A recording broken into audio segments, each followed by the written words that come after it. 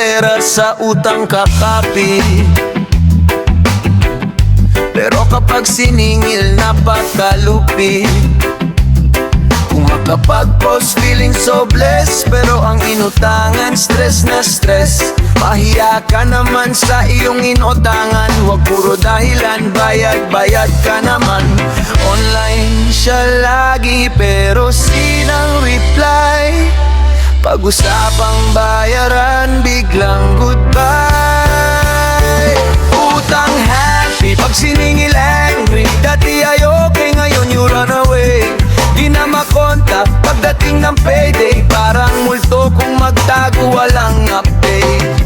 Dahil sa utang nasira ang friendship. Nagsimula sa tiwala na sa hardship. Hindi lahat na nagpapahiram may sobra. Ngunit ikaw lang ang inuna.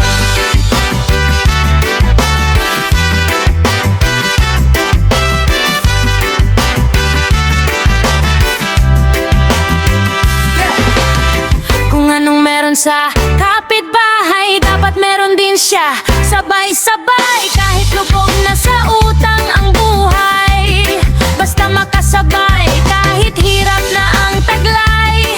Inuuna ang yabang kahit baon sa utang. Minsan pati sarili, tuluyan ng lutang. Hindi masama ang mangarap, totoo yan. Sana marunong ding lumingon sa pinagkakautangan. Respeto lang at konting hiya sa taong tumulong nung ikaw ay wala. Online siya lagi pero sinang reply. Pag-usapang bayaran, biglang goodbye. Utang happy, pag siningil angry. Dati ay okay, ngayon you run away. Di na makontak pagdating ng payday. Parang multo kung magtago, walang update. Dahil sa utang nasira ang friendship. Nagsimula sa tiwala na sa hardship. Hindi lahat na nagpapahiram ay may sobra. Ngunit ikaw lang ang inuna.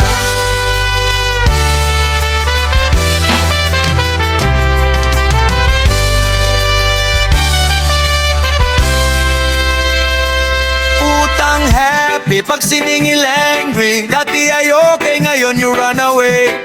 Di na makontak pagdating ng payday. Parang multo kung magtago, walang update. Dahil sa utang nasira ang friendship.